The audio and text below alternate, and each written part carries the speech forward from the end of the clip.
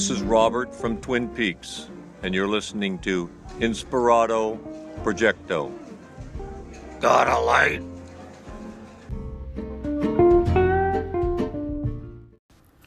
A story where a guy is just walking through the woods and he stumbles over something. And it looks kind of shiny. Maybe he thinks it's a gold rock or something. And so he's like, oh, okay. He tries to pick it up, but it's like, it's in there. It's in the ground. And so he just keeps digging and digging and digging. And he ends up finding out it's basically a shallow grave of a mummy in a sarcophagus. And he's, away from people. Maybe he's just one of those survivalist guys. He just goes out in the middle of nowhere, but he's away from people. He doesn't have anyone to share this news with. Maybe he has no cell phone reception. But from that moment forward, strange stuff starts happening. Hello, Inspirado Projecto. This is Man Behind the Machine.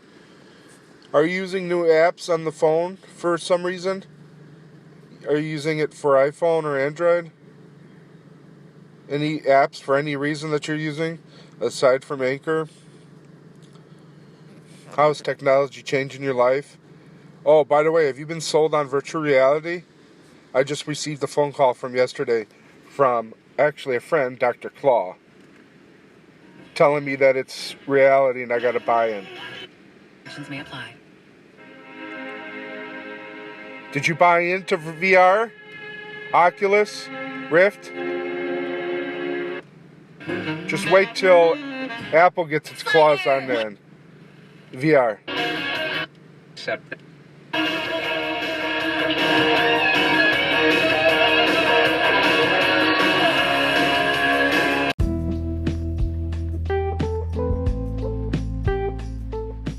Thank you, Man Behind the Machine, for another thought-provoking question. I have been using other apps. I actually downloaded an app called Duolingo, and I'm learning Spanish every day. I think about 15 minutes.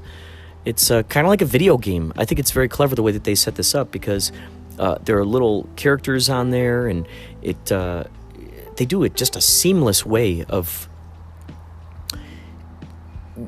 integrating certain things. They have you repeat certain things, and then it kind of grades you. Well, not grades you, but it shows you whether you're pronouncing it the way you're supposed to, and it's pretty crazy. Right now, I'm learning about travel, so I would say ¿Dónde está el pasaporte? Or ¿Dónde está la aeropuerte? Where is the airport? Where is it? Yo tengo una maleta. That means I have a suitcase. I'm learning some of this stuff. Yo bebo agua. I drink water. So I'm learning this stuff. The app is helping out. Virtual reality, I'd love to get into. I've done some voices for a really kick-ass virtual reality project, and you can download it for free. If you go on Facebook, there's it's called The Archivist, and it's inspired by Twin Peaks, and a guy named Orly Rodriguez. He just started making the Red Room, and then that inspired him to make more rooms, and he asked me to do some voices, and then also my buddy Jason McNeil does voices for it. He does a lot of the voices for it. I got to do Agent Jeffries as the tea kettle. Also, I'm doing the voice of oh God, I can't believe I can't remember his name right now. The guy who goes fishing and he finds wrapped in plastic. There was a fish in the percolator. There was a fish in the percolator. That guy. So, virtual reality, I'd love to get into virtual reality. I'd love to do that. I think for next year's Kapow, I'm going to going to open up submissions to virtual reality. This year we open it up to public service announcements and podcasts, which is great. Next year, I'd like to say virtual reality. It all depends if we got space. It all depends on this Lemley, if this is going to be sold off or not. There's some curiosity going on with that. But having Player One Arcade Bar right down the street, that space right there that I could totally envision setting up virtual reality stuff there for people to try out, test out, and have it sort of be an extension of Kapow. I love that place. It's such a cool place. Not to mention, LA Grip is another good place for that type of experimentation. So, yeah, that's the latest app. Also, I downloaded Periscope onto this phone. I have it on my iPad, and as some of you know, when I broadcast live at K-Chung, I'll broadcast on Periscope. What I recently found out at the LA Podcast Expo is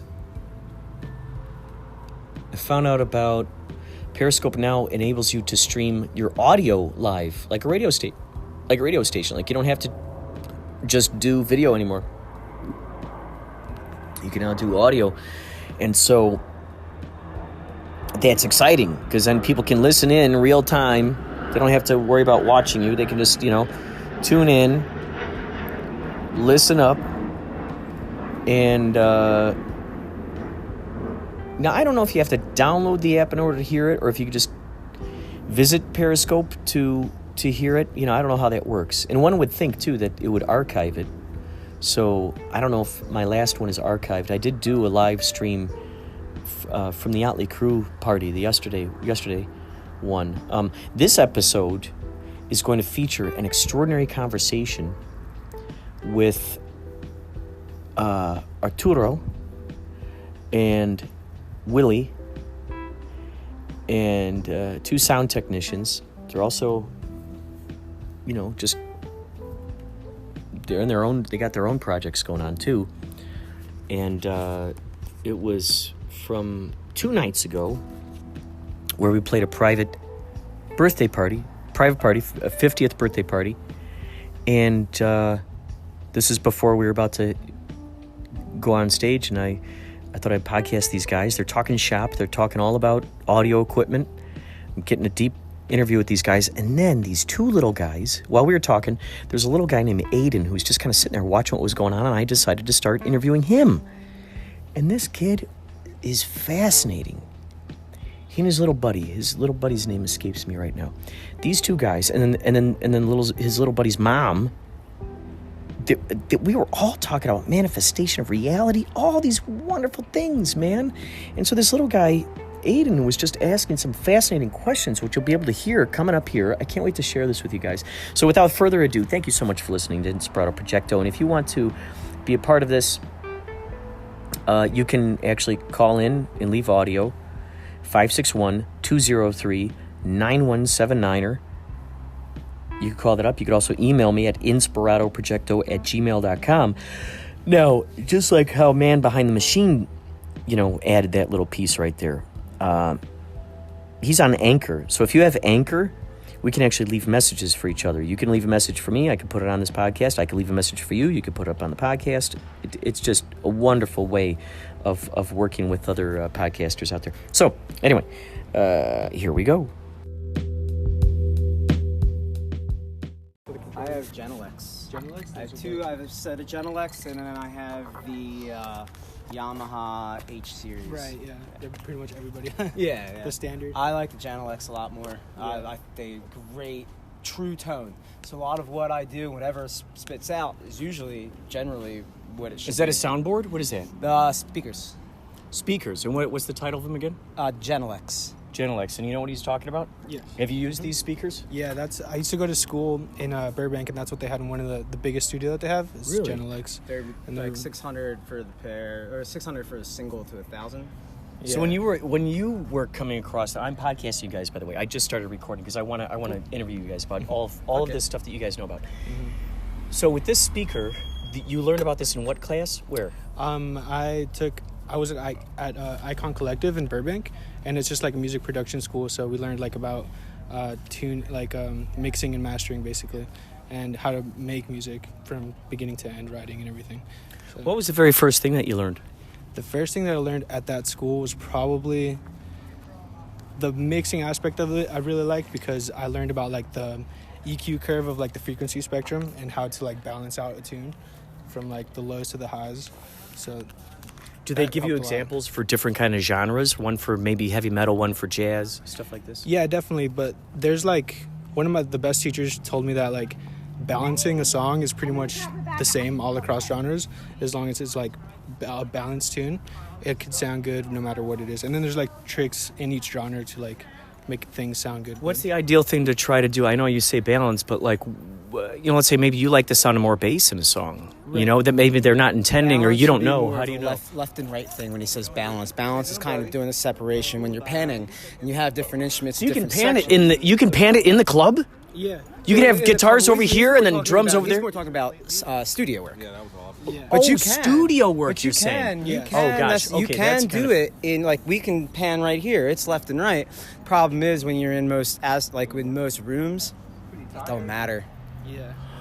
Because the room's small, everything bounces off unless Right. it's a really treated room or a big enough room where it will make a difference. So you could do a sound experiment kind of show where there might be whispers coming over there Yeah. from that corner, Yeah. and the sound like You lightning can do bolts from way over here. or in something? a 2.1 system.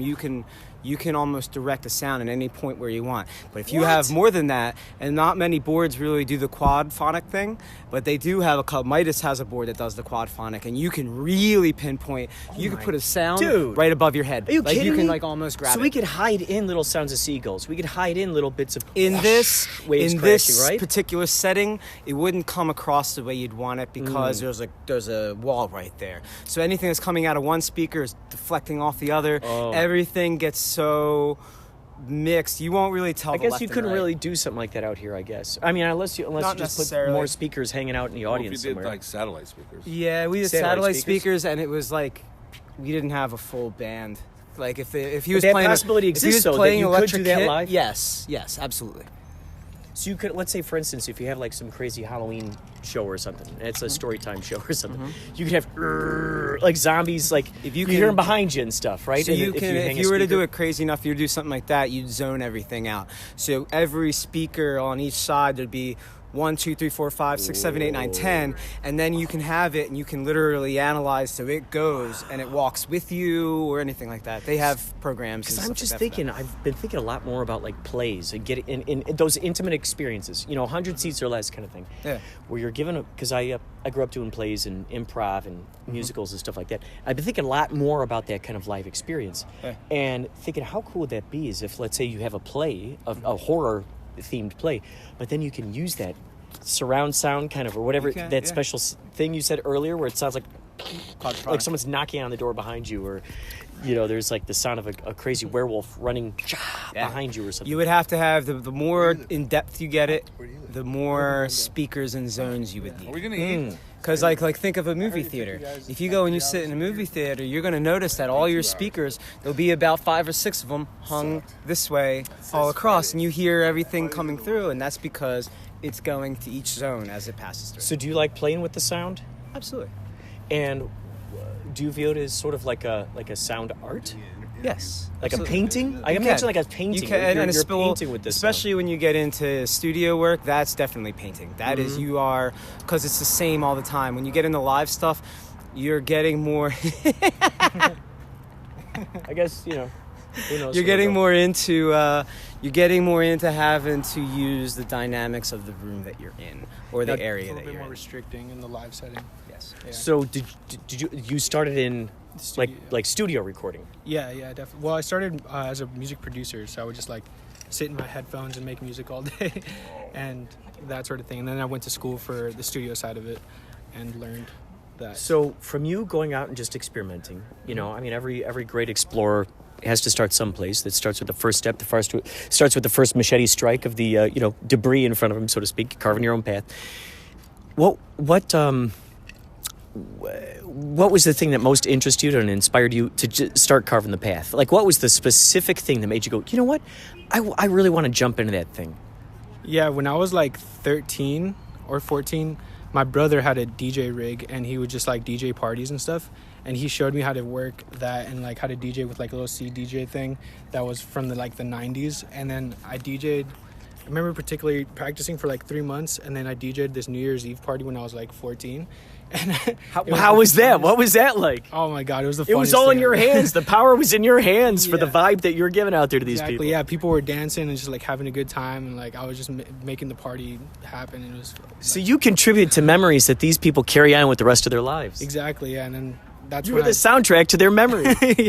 yeah, man. It was really fun. It was really cool. What a cool thing, man. You've affected all the lives of these people who went on to probably have babies because of that night. Yeah, maybe. You know, and our grandparents. At 14, well, It was crazy because it was like an older people. I was Okay. like 14, but Like maybe chaperones were there and stuff. And yeah, like my brother had to be there. I couldn't like move away from the Oh, DJ gotcha. system because people were drinking and stuff. right. So he And was watching like a Hawkeye. He was kind of like Yeah. your, like making sure. Exactly, and he was like just kind of coaching me in how to like get the night going. And What a cool collaboration there.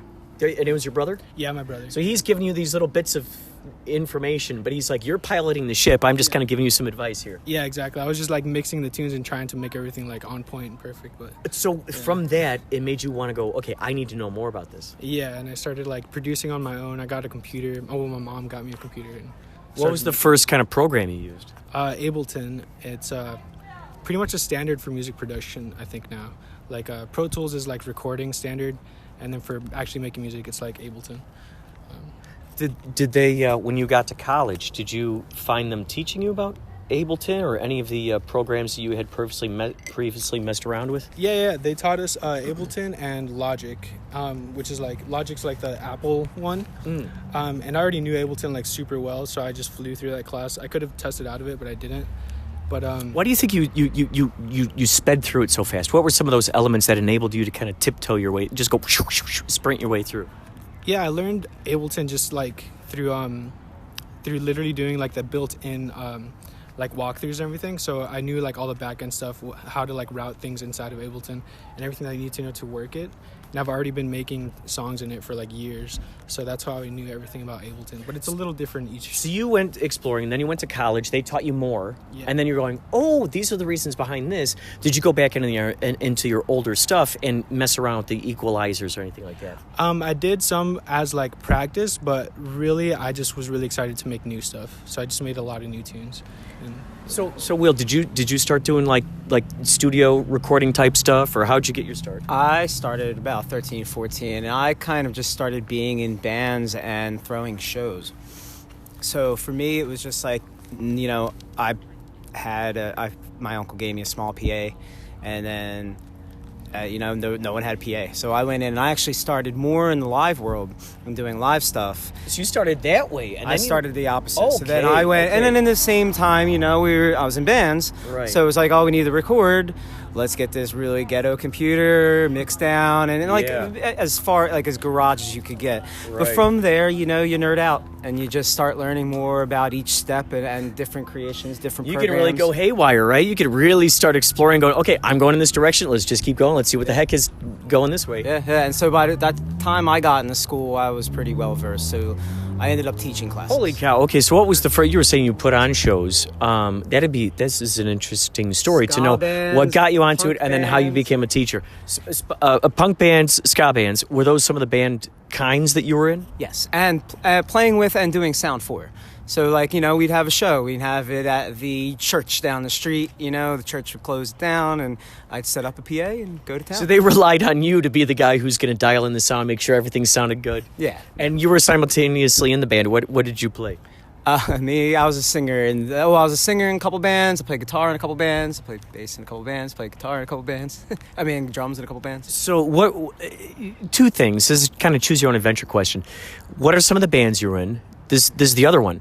How did you simultaneously be the singer and also the sound engineer? All right, so one that I did that was called Circle K, and that was like one of my first bands. And you just do it. I don't know. Did you ever go on tour at the 7-Elevens? No. The band that I eventually, my biggest long-term band that I was in was called New Liberty.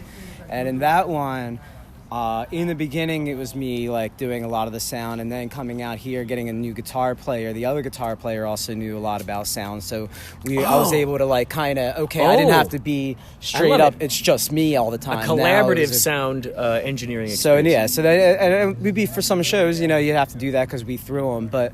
A lot of the time, we figured out by that point, getting older, how to get paid properly and then being able to hire people to do it for us. So did you end up going to school for any of that stuff to kind of, because when you're first going, you really don't know what you're doing, but you know what you feel is sounding good to at that moment. You kind of do what you do. And then you end up, let's say possibly you learn something through books, YouTube videos or college, and you go, oh, okay, I accidentally did this thing that's a theory that's already out there, or is something that already works well, but I just kind of went by my heart. Were there some of those kinds of things you came across? There was a lot. I graduated from Rutgers University for music. So in that realm and in that, meeting people and talking to people would probably be my biggest attribute to my learning. But a lot of my learning came from I toured with a cover band live, and I would set up the PA, I go into every room, I would RTA the room, do this, do that, and in doing that and doing all these one-off gigs with weird instruments, I kind of learned how instruments relate to microphones in that world. So when I translated it over to studio, it's a little different, because in live, especially EQing and everything it's very subtractive. You're subtracting in live. But in the studio, you are doing whatever you kind of want to get your sound. So you don't necessarily need and you get all the time in the world. And you got all the time. Well, and sometimes. You can add little, in terms of you know what I mean? You have the luxury of being able to go, look at what was created, and then you get to sculpt it into something. You get to hear it back instead of you're doing it live on the fly. Right. And you're not dealing with monitors, and you're not dealing with sound coming out to create all these feedback loops. So I'm not necessarily EQing a mic now for a feedback thing. I'm EQing a mic to make it sound the best the mic can sound. So then what's interesting is, do you guys ever talk, earlier I came across you guys sort of talking shop about specific, equipment, which is always exciting to me, because whether you come across people who are comic book fiends or girls who love shoes or, whatever it is, people who landscape, they're going to talk shop. It's something that's exciting to them. They know the gear, they know the intricacies, they know all that stuff. So you guys were mentioning some kind of speaker earlier, if I'm not mistaken. You were taught about this in school, right? Yeah. Genelecs are reference monitors, right? Or that's what they're kind of called. Is so they're studio monitors, so they can display the sound perfectly from top to bottom, the highest frequencies to the lowest frequencies, as perfectly as they could make it at the time. And I think that's different in the live setting, where it's they're built a little bit more to be enhance live microphones so that they don't feedback and that sort of thing, and to be loud. But they're going for dB level instead of clarity. Yeah. Interesting to hear you guys talk in this talk. So it's interesting. So to someone out there who might not know what a dB level preference would be, to you said I'd prefer, dB level rather than clarity. What is okay? So and then what is it that's preferable to you about that? First of all, what is that, and then why is it preferable? Decibel was Bell. Something Bell was the guy that came up with it, and there's an equation for it, for how many feet. It's for 0 decibel level is so many feet. There's an equation. Not in the brain set to. But it's when you see it goes from 0 to 6, and then a negative from that or something, right? That's what I keep trying to figure out. The closer you go, you start at really low negative. All you start with would be an infinity, which is nothing, and then you go up in decibel level. When you're going up, you're literally going up to 0. That's Zero right. being Okay. zero being the amount of sound coming at a distance, at a certain distance, and you can measure that. What is the ideal peaking level that you're like, okay, we can handle that, but it's not going to be too loud? You always but it's want to. gonna be crisp enough? Your goal in life as a sound engineer is to get as close to zero as you possibly can. You always want to be geez. a zero. Okay. Zero is your here. So you're not trying to get as close to -1 as -6 rather as No, possible. that'd be low. But I mean, It's too so loud. now here's the thing. Now, in talking of if you're a mixing engineer, and I'm going between getting my mix finished and sending it to mastering, I want a difference. Would be a reference difference of 6 decibel levels to 0, because when they take in the mastering, they're taking your whole entire thing and giving it life, more life than what it is, or more like putting a frame around the picture. So is it better to have an output of a lower decibel thing, because then later on you can between enhance 6 it? and 3, Or- -6 and -3. Now, what would be the Sending it to difference then mastering. if you recorded it at a higher level? You cannot take away. There's what they it's called headroom. So there's a amount of space between 0 and the amount that you send. That's this open gap. Right. And what a mastering engineer takes that and brings that -6 to a level that makes everything bright and full and really crisp.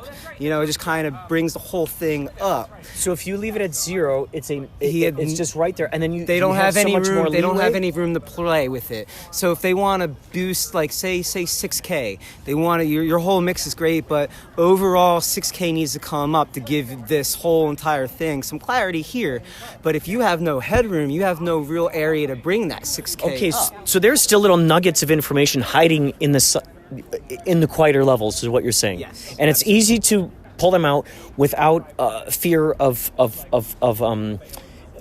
what should I say? Lower quality. It'll still retain the same quality? Yes, that's what mastering does. It keeps that Gotcha. quality there with raising Okay. everything. You're So teaching me not so losing- much, because this is, in addition to being a podcast, it's also a radio show, and I'd love for you guys to be in the studio at any point.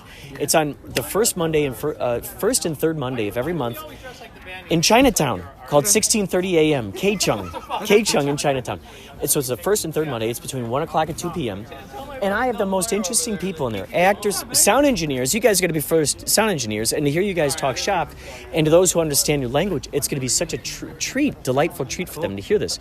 And I want to introduce the at-home viewers to all of the stories that we're not even going to talk about right now.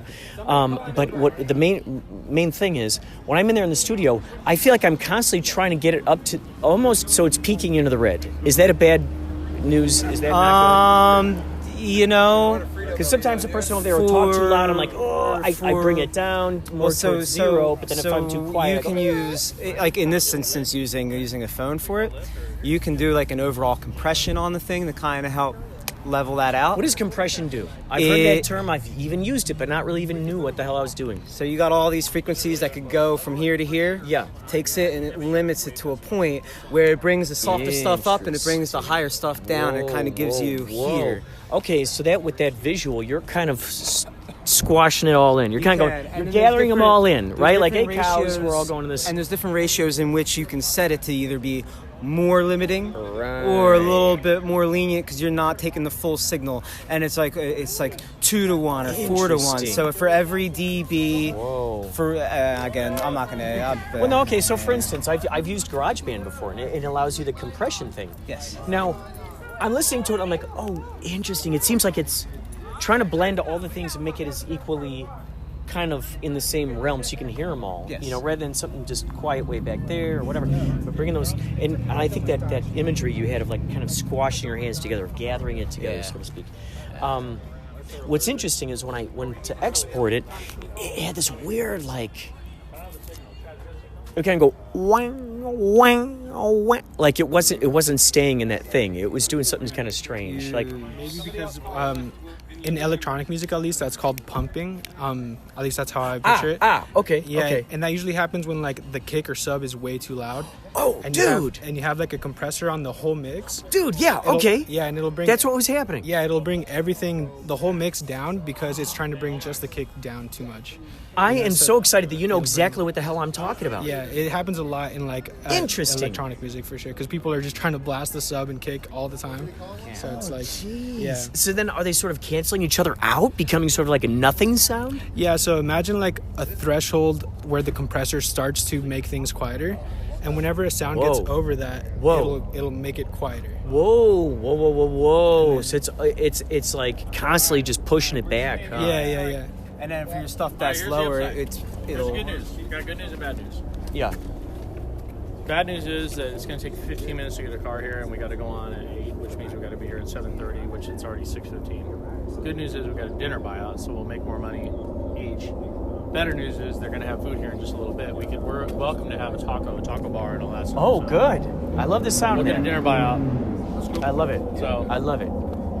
So enjoy the time. We each here, get a gold because bullion. The bottom line is like by the time we get there, and then try to get a car back. Yeah. It's only a few blocks Really, away. what you're saying They is found us. It's only Tommy that has the bad news because they're not going to have any vegetarian. Oh no! It's only Tommy who has the bad news. So that's so interesting. That like you were saying. Okay, so all I got to do is not use as much compression, I guess. Yeah, not as much compression, or maybe if you have control over different elements. Would it be better to bring down treble, or bring up bass, or bring down bass? What do you think in that situation? You would have to figure out what it is that is way louder than everything else and bring that down. Okay. So it could be Plus, like you already even. Yeah. Everything should Okay. be, and that's what the compressor does. It takes the extreme, it still does it, but again, if something's too high, it'll force everything else to be weird. Interesting. So when you guys started learning this information, I ask you first, Will. Were you able to sort of, because you're giving me a good visual aid there. Do you feel that you think of this stuff as visually? Yes. Sorry to interrupt your podcast, whatever. We can also order a pizza. I was just thinking. Were you? I was. Did that hurt? So scraping her off the leaves up there. All right. Did you already read that book, by the way? No, not yet, but I will. Fan down by the river. Oh, there's some lights on in there. So you started thinking visually, Will? Yeah. No. Like when you hear sound, for instance, in a live environment, are you imagining what looks like sort of as a visual representation? Yes. Well, what I do, especially like listening to music, is I isolate things in my head. Whoa. Now, So I'll Arturo, isolate what the whatever. So what the heck's your? What do you visualize it as well? I definitely visualize a lot, for sure. Interesting. Because I've always like worked on my computer and like making music. There's a lot of visual aspect to it. The waves. So, right? the waveforms and like the frequency spectrum. Like, so I'm always picturing that as well as like listening to it and like matching the two things in my head. Plus, what I always loved is like when the Windows Media Player would do sort of like that screensaver thing, and it would come up with its own designs, and you could tell like, well, this is how this is interpreting it with triangles or with strange, zip zap zops or lightning bolts or something. It's taking everything and it's pre looking at it. It knows what it wants to do from the beginning. And those programs are awesome. They're fun. Those are awesome. Now, so those speakers that you mentioned earlier, what are some? So those are live, or are those recording speakers that you like? Those are reference studio monitors. Studio monitors. Yeah. Now, Will, this is good because you did the studio work, and you have your own studio. How recent was that studio that you created? Do you have a name for it? Archive. You call it archive? Archive is one of my favorite words of all time. I'm constantly using the word archive. It's called Archive Studios? ARKIVE. Oh, my God. Yes.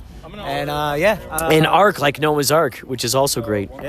So that the studio crew originally created by John Svaven, my business partner, was How long ago? 10 years ago now, and I came in about 2.5 years ago and started just he had the whole thing like design and like all the walls made, and I came in and kind of helped do all the treatment and like really make the room pop and all that. So you knew this was your opportunity to really utilize the knowledge that you've acquired and go, wow, here's my playground to be able to, and this is the most appropriate place to be able to really be able to let loose in here, huh? Absolutely. And What's your expertise in that studio for now, right now? What would you say are some of the things? Is it painting? What is it? Soundproofing? What is it? For the studio, no, I mean, just my drum sounds are bitchin'. I can make some really awesome drum sounds. The room's really nice. I have the 76 Ludwig kit, and even in my live mixing, I would feel that drums are always like at the forefront of a lot of what I do. But I mean, I don't know. I have a good way of, we'll say, painting the mixing picture. Yeah. You know, I would imagine it's like an art studio of sorts. I mean, it's just it's a sound studio, but it's an art studio because you're throwing this invisible paint. You know, you're painting with this sound. Exactly. And like Arturo was saying, it's like, finding what things work and how things are going to sound. One instrument's going to have a frequency range. This next instrument is going to have this frequency range. How do I make it so I can clearly hear one and the other that are playing practically the same thing at the same time? Can I still differentiate the two? And with a balance, with a left and a right. Now, okay, let me try to think here. I want to speak to you as visually as possible because you guys speak visually. Like, how did you first start figuring out in your brain where the point of treble should end and where the point of bass should end and where tambourines or what are those things? Because, I'm sure everyone kind of has their own. If you find yourself and or people around you doing this, jamming their fingers in their ears, it's probably pretty high. Okay, very good. And I don't know. I like certain frequencies do certain things to you. And one thing that you do when learning sound, and especially in the live world, is frequencies. Because when you're doing when you're not even doing front of house mixing, but you're doing monitor mixing, which I've done for many years, you have to be able to recognize a frequency like this that's feeding back, because you'll have a very angry musician looking at you going, what the hell? And the whole crowd will do it too. Yeah. So you kind of really learn where, like when I first started, it's like, what's 1K? 1K is here. So then I did relative, but now I can hear a frequency and I know that's 1.6. Whoa. I know that's 3.15. Now, Arturo, do you feel the same way that you've been able to hone in that fashion? Maybe not as well, because I've only been doing like live mixing for really 6 months. Mm-hmm. But I definitely have been learning. Like, what I've been doing is whistling a frequency, looking at it where it is in the spectrum, and then figuring out if the whistle that I heard coming from the monitor or from the front of house is like in the same range, and then I can kind of start to picture it like that. So okay, I do that too. Here's a great way to do it. Yeah. Oh my God! Oh, that's 2K. Yeah. Oh my God! So wait, where's the 2? Show me where the 2K is. Right there. But how high do you want it to go on the 2K? There's 1. So no, it doesn't really matter. Like, this is just a reference to 0. Oh wait, so you're saying you want to get it as close to this 0 as possible, so right? So actually, see this one peeking up? Not necessarily. It's more of just like figuring out where that whistle is. Where the whistle is. Okay. Gotcha. It doesn't really matter what the dB level is. It's just a matter of is 2K. Okay, so now this is good. Now that we're looking at this is good, because this is the kind of visual I needed. So I was mistaken in my brain about it going, about it. I was imagining that 0 was here, then it went up to -6, but it actually goes all the way up. 0 is past -6. This one just goes up because it's an SPL. Does it go then to 1, 2, 3, 4, 5, 6? Is that what that does? It would if we were going up. If we really shot this up. So for instance, I'm trying to see if what I see in the radio station is equal to what I see on here. Now, are you you're trying to get as to 0 as possible, or to that like -6 thing that we just saw as possible?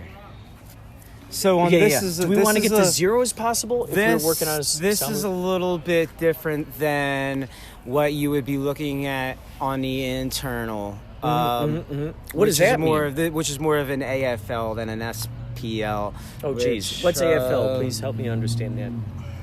Audio frequency level? Audio peak. Oh, Jesus Christ. AFL? I just and SPL. I just failed my class. Arturo, do you know what these terms mean?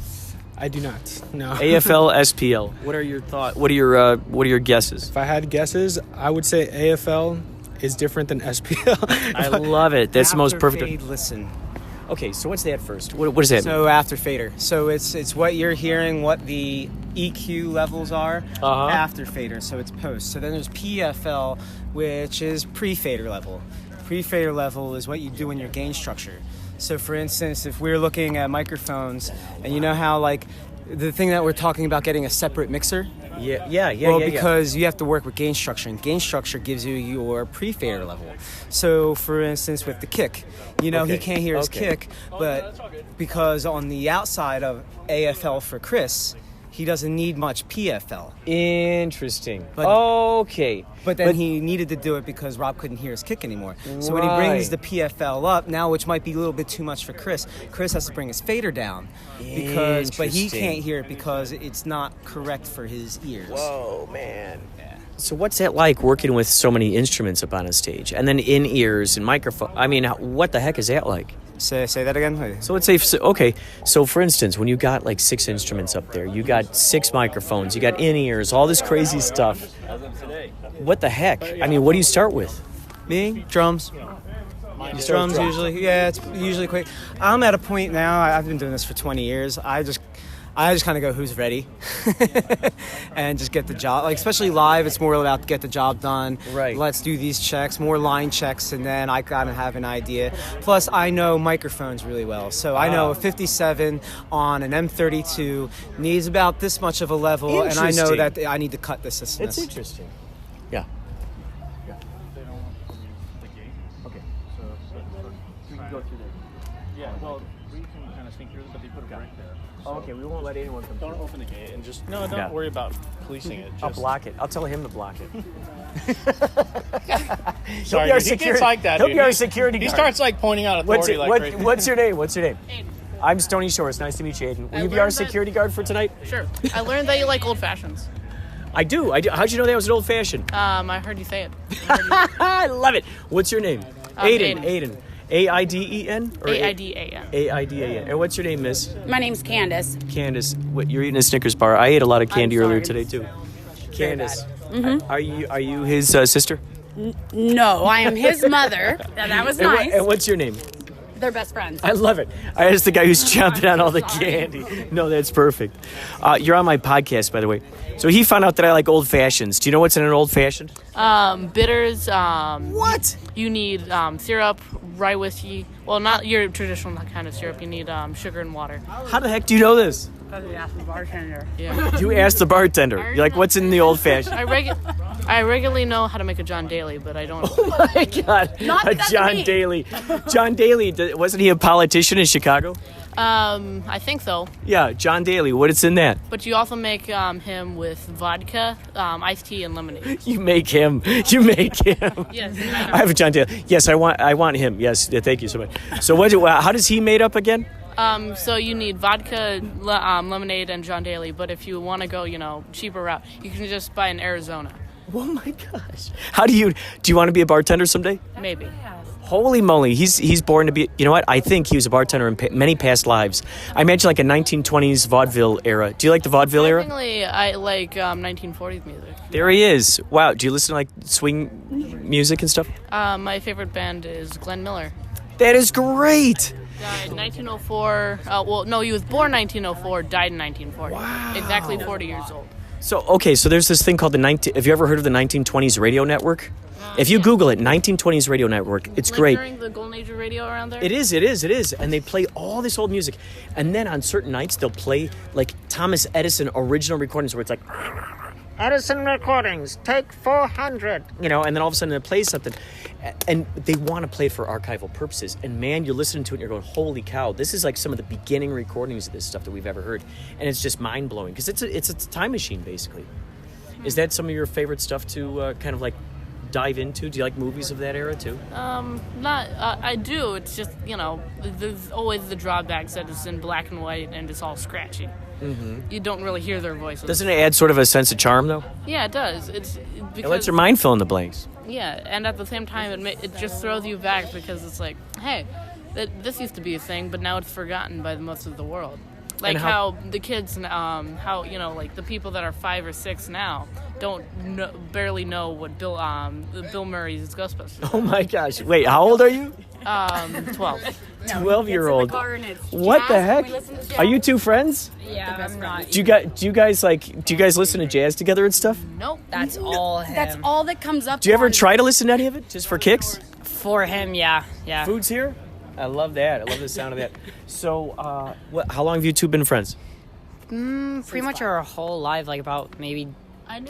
We knew 8 each years. other. Yeah, we knew each other in kindergarten, but we became actual friends in 1st grade. And they're now 12 turning 13. This is incredible. Do you guys play Dungeons and Dragons together? No. You ever tried? I've heard about it, but I've never actually played it. It's fun. It's a very fun game with your imagination. If you have a wild imagination, which I think you guys do, it's a wonderful game, and it's better than a video game because it's your imagination. And what's so great is when you got 4 or 5 friends who are playing Dungeons and Dragons. I mean, you make these characters. It's like a role-playing game, you know? And you make these characters, dude, and it happens in your imagination. I gotta tell you, it's the most magical thing.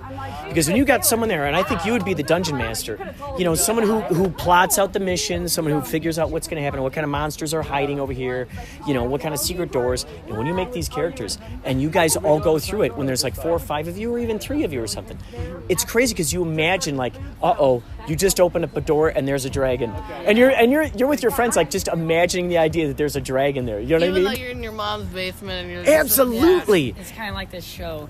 It's called Stranger Things, and it's Stranger. Do you like that show? I love that show. Do you feel you associate with a lot of that stuff on Stranger Things? It's such a phenomenal show, isn't it? Do you see a lot of reflections of yourself in those characters? And maybe a few, yeah. Mm-hmm. It was good until the second season. The second season is where it was kind of good, and then the third season, at that point, it was just filled with references. I see what you mean. However, they were kick-ass references, weren't they? Dragon Slayer. When you see Dragon Slayer referenced in a freaking video game, I love that, man. Dragon Slayer. And they show these old cartoons, and they're watching. Oh, my gosh. It was so crazy. The mall kind of was weird because I was like, oh. The mall was weird? Yeah, it's just kind of weird always seeing things from different decades and seeing how we progressed till now. Yeah, and it is. Sometimes I imagine people in like the 40s looking at people that are dressed now and just like, what are you wearing? Oh, You're wearing a t-shirt and pants? Yeah, right. I know what you mean, because they used to always go out in suits, right? Every day. Kids used to wear shorts with like a a vest tiny, and a tie or something? Yeah, a tiny overcoat. Right. And some other people just had, other boys, you know, like people on their paper route, you still had those shorts, but they were more with like rolled up sleeves and all this stuff.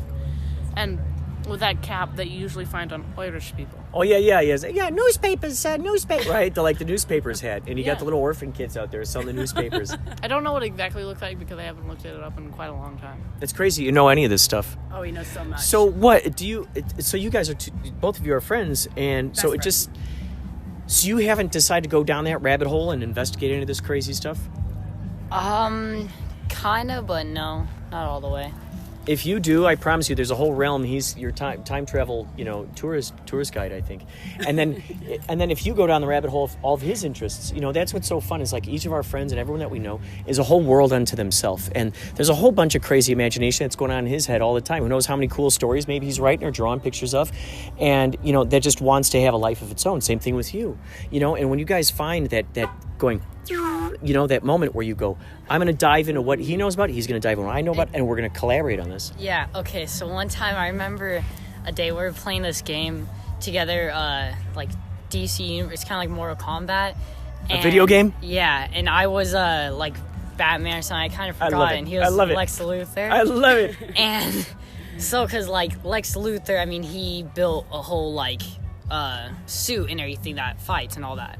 So we're talking about, I could like make all like, you can make the brains of it, and I could kind of do like the little like gadgets or something. I love it. It was Mumbo Jumbo and Grian. Yes, yeah. All so it was like it was like you were Frankensteining together this character. Yeah, I just remember when we were like, I love it. Like 8 or something. Man, that's fantastic. And imagine you guys. I already get this vision in my brain. Do you ever watch Adult Swim stuff? Do you ever watch like those crazy, like just absurd cartoons? Yeah, those little tiny cartoon skits. And they're strange and they're so outlandish. I mean, they're so imaginative and so crazy. I imagine you guys making those kinds of shows in the future, or writing for like Mad Magazine, or you know, something where it's like high concept and completely crazy and imaginative, yet with a metaphor or even a good message attached to it. With you, especially all of your vaudeville type, you know, interests and swing music. I mean, that's amazing. I do like reading a lot. That's one thing I really, really like. I've kind of half read The Grapes of Wrath. Oh wow! I've already read Call of Cthulhu by H.P. Lovecraft. Oh my gosh! And our teacher, Dr. Reader, our English teacher, she just started making. She's just started telling us to start writing our own story. Incredible! And I already came up with a plot because I love it. I've been thinking about it for a year now. Oh my god! It's about this guy he's waking up on this fountain, completely alone in this village that he once grew up in, and it's all about the theme of being forgotten. Whoa! So he's wandering around and Basically, nobody remembers him? There's nobody there. Oh boy! Basically, he's just having a giant existential crisis because there's no food, there's no water, and he's having the fear of being forgotten. That's incredible. Did you start writing this yet? Well, yeah, we have. I've just been imagining it for a whole entire year. This is so you draw, and do you draw as well? He does too. Yeah. You guys really gotta bring together, because you know what's so interesting. You guys remind me of my friends growing up, and we would draw together all the time. We would have nights where we would just share our stories with each other. You know, there'd be 4 or 5 of us. You know, and I think the key to it is making a tribe of people that you. I mean, it looks like you guys really trust each other. Yeah. Have you ever played the game of trust, where you fall back and someone catches you? Have you ever played that game? Without playing it. Try it this weekend now. What's crazy is when you do that with people that you care about, you know that if he falls back, all of you is going to catch him. And if you fall back, everyone's going to catch you. And it's so on and so forth with these people. Now, that is a symbolic representation. That's a metaphor for the exact kind of people that you want to have in your life. The people who have your back. You know, you've heard that term, I got your back. Well, if you got my back, you'll just catch me if I start falling. So when you got people's backs, you got their backs if they fall. So now, what's so cool is the other extra thing that goes along with that is, because you know that anybody's going to catch your back, it enables you to experiment even further and make, do crazier stuff, because you know that they got your back. You know that they're not going to drop the ball. So what's so fun about that is that it builds this trust between you guys, and it builds this momentum and this force that keeps going. So you start you appreciate however he draws and however he writes stories. You appreciate however he writes, however he draws stories, and you go, all right, cool. Wouldn't that be cool if we made a cartoon with each of our art styles combined together with each of our imaginations? Yeah, it's kind of like a Captain Underpants in a way. The 2 kids, how they would, like, one was a drawer and then one would actually write. Incredible books and everything. Yeah. I never even knew that. That's so cool. I never knew the story of Captain Underpants. I used to work at a bookstore where you'd sell like tons of them, but I never read it myself. This is a really cool. So it's like you guys are somehow a symbolic representation of Captain Underpants, if you think about it. And you trade. I just had the most weirdest memory of all of them. In second or third grade, I always got caught reading books, like always just got caught because I was reading books. I wasn't like paying during attention class and stuff. Yeah, I wasn't paying attention to the teacher at all, and she just took the book out of my hands. Yeah. Oh my gosh. Oh my gosh. You're always getting in trouble? Yeah. You reminded me of it's not like a get in trouble. It's like he's reading. Like the teacher's like, I want you to read, but you just got to stop and I'm going to teach math. And he's still, wait, what? You know what? Those are the geniuses. Those are the geniuses in life. The people who are carving their own path, and trusting their own heart.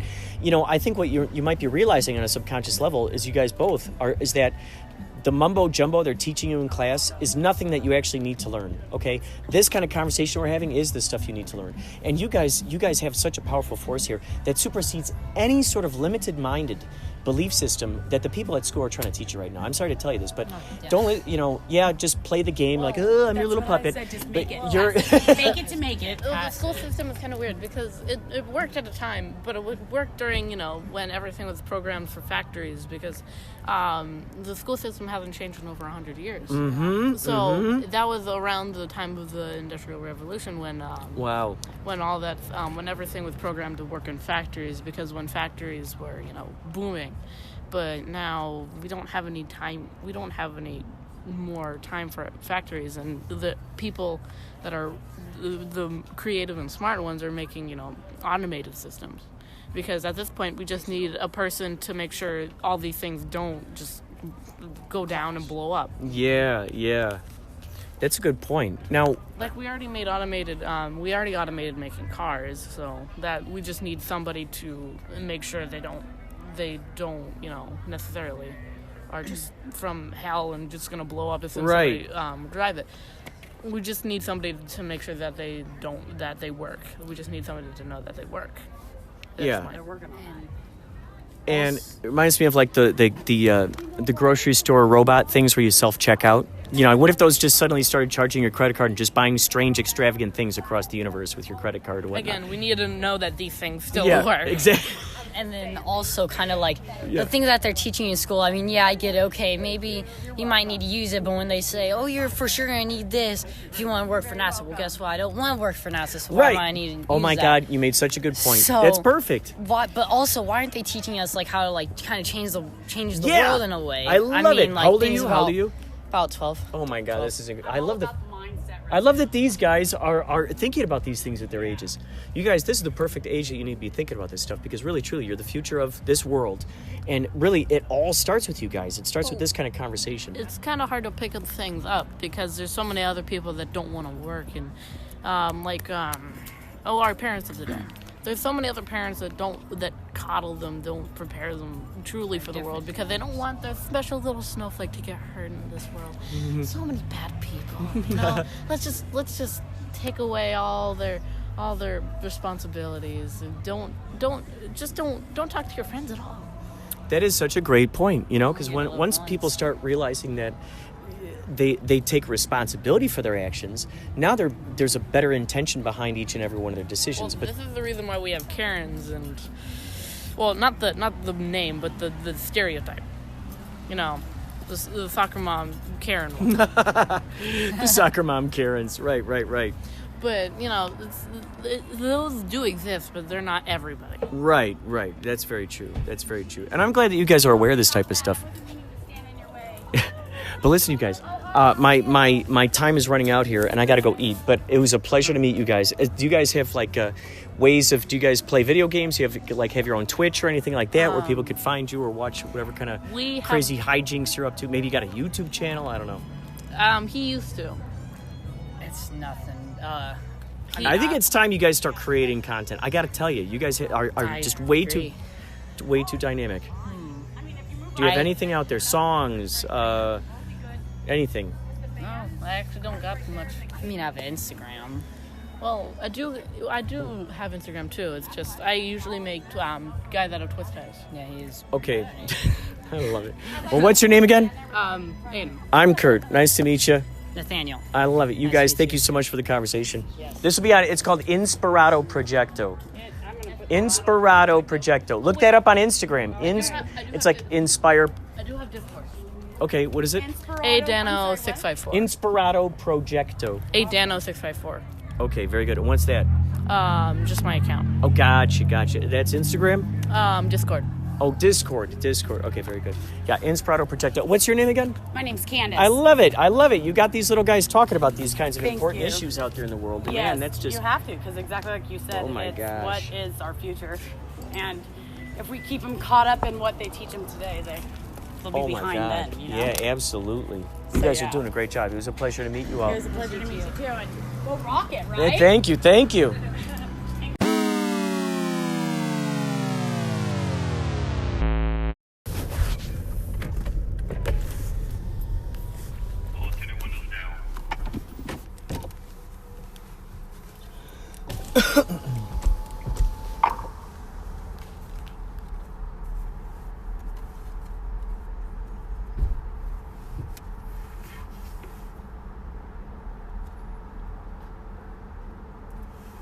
Here's my license, sir. How you doing? Officer Romero at the Highway Patrol. How you doing? Stop is because of your speed. You have your registration and insurance? Yeah, can I reach to the back? Is that okay? Sure. Thank you.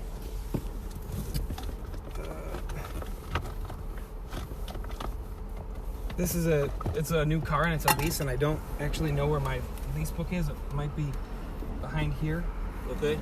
I might be able to reach it. Sorry.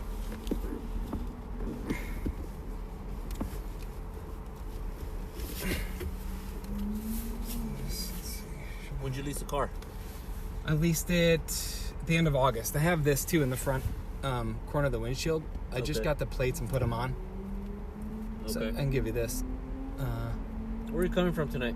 We just left a gig. We play in a yacht rock band out, and we were coming from Glendora. Okay. Yeah. Have you consumed any alcohol today? Nope, I have not, sir. Okay. Is there a reason why I'm smelling the odor of an alcoholic beverage inside the vehicle?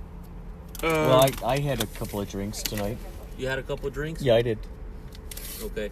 Oh, crap. That's terrible. Here, I'll give that to you. There's that. So no alcohol for you today? No, sir. When was the last time you had any alcohol? I don't know, 4 or 5 days ago. Okay, but none today. No. None last night. No, I don't And the think reason so. why I say last night is because we're in a new day today. No. I haven't had any. He's always strict when he sings at our gigs. Like, he doesn't Okay. drink any alcohol. So check this out. Philip or Matthew? Philip is my first name. Philip? All right. Yeah. I just want to make sure you're not impaired. Nope. I'm going to check you out real quick. Make Okay. sure you're going to be able to drive this vehicle in a Of safe course, manner, yeah, okay? yeah. All right, go ahead and step out of the vehicle. Okay. Can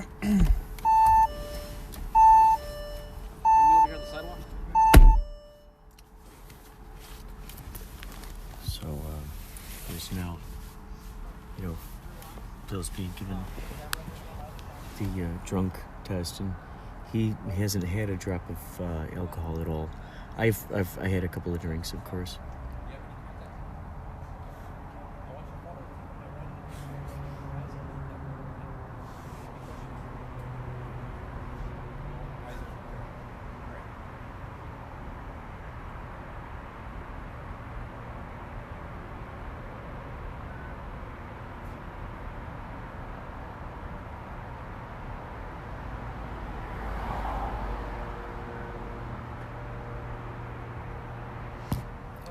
Moving his finger around with the flashlight on him. I wish we could give him a sticker or a passport, what do you call it? A card.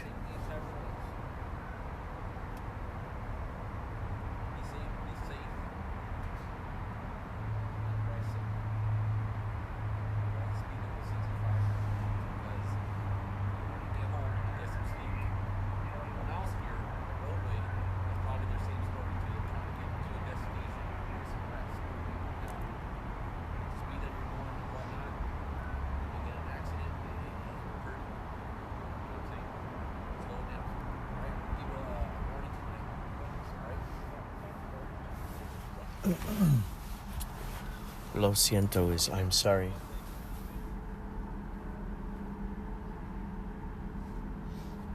Here we go.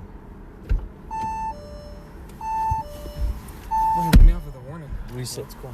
That's beautiful. That's great. Can you hold that for me? Yeah, absolutely. Can I push this up on the... Do you want me to put it up there for you? In the window? I'm going to put it in this book that I Okay. have. So. With the sticker and everything? Yeah. I'm glad he will let you off with a warning. Well, I mean, I haven't had a ticket. Yeah, in you like have. Yeah, and you hadn't had 10 years or anything to 20 drink. years or something. It's like that's what's so cool about your regime. Every single time you make sure not to drink at all. Yeah. And you stay as completely clear of that as possible. Oh, Nicoletta's calling.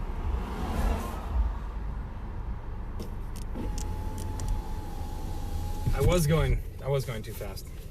I was going a little bit faster than I normally do. Usually I go like 78. Gosh, I wish I had a koozie or some kind of something to give to him, He was very cool. Like a sticker or some kind of some way to pass our propaganda on to him. Yeah. I mean, that would have been fantastic. Yeah.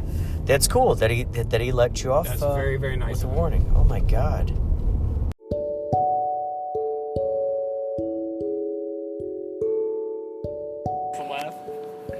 Hey Kurt, this is Richard Wilson from Mad Shelley Films, and we have a message for you. This is Mad Shelley Films, and you're listening to Inspirado Projecto Radio.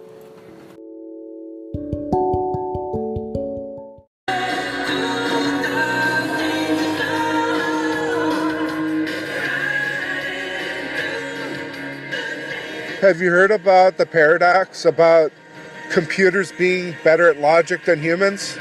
It's hard to pick a screw out of a box of screws.